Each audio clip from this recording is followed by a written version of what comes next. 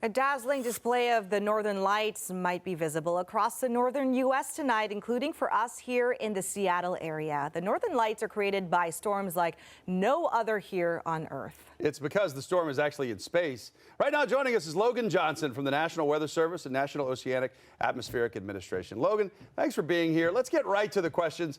Very simply, what causes the aurora?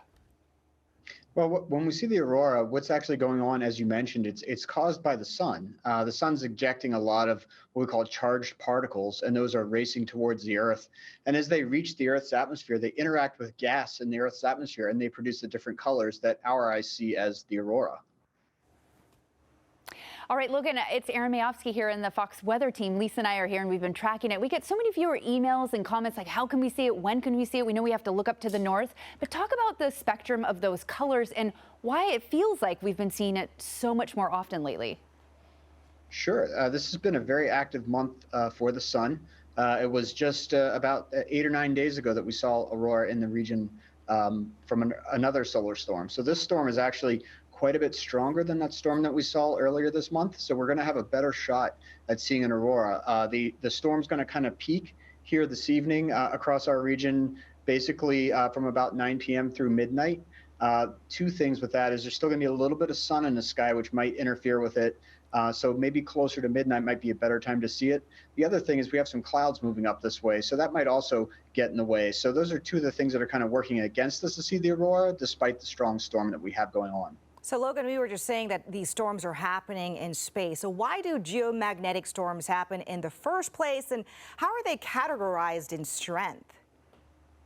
Yeah, geomagnetic storms are kind of constantly occurring. There's a lot of chemical reactions going on the sun's surface, a lot of charged particles. Every once in a while something happens which is called a coronal mass ejection, which is kind of a big word to describe a very large amount of charged particles that leave the sun all at once.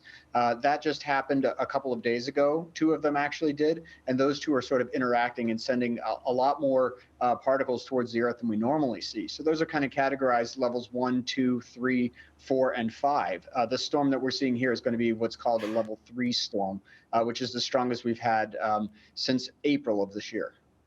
And Logan, you said the last time we saw the aurora borealis was about 8, 9 days ago. How does this night compare to that night? You said it's stronger. What does that mean?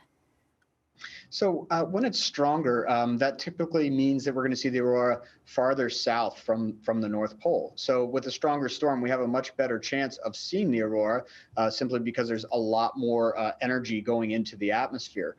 So this is going to have a better chance at seeing the aurora. It just might be the weather conditions and maybe the time of day that kind of interfere with our seeing the aurora. However, if you go north of Seattle, you'll probably have a better chance as you get away from the city lights. And curious over here, so do these geomagnetic storms impact anything other than creating those beautiful dancing lights that we're used to seeing? Yeah, they definitely can. With a level 3 storm, you don't really see a lot of disruptions. However, if you got a level 4 or even a level 5 storm, you'd start to see things like GPS might not be working, that it would interfere with radio transmissions or other types of communications.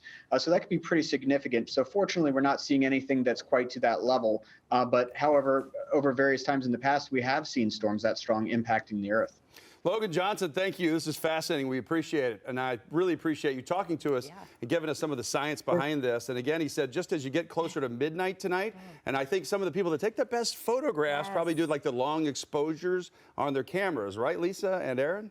Yeah, so that should be really cool to check out later on this evening, too, as that peaks. Like Logan was mentioning, probably around 12 o'clock later on this evening. So tonight's going to be a good shot of checking that out. Mainly clear conditions, at least as we get going this evening. But like Logan was talking about, and we are tracking more of that cloud cover to roll in, especially when it comes to portions of the coast. So the temperatures are going to vary depending on the timing. But overall, lower 70s, upper 60s by the time we are able to check that out right around midnight. Of course, continuing to peak overnight and early in the morning hours. And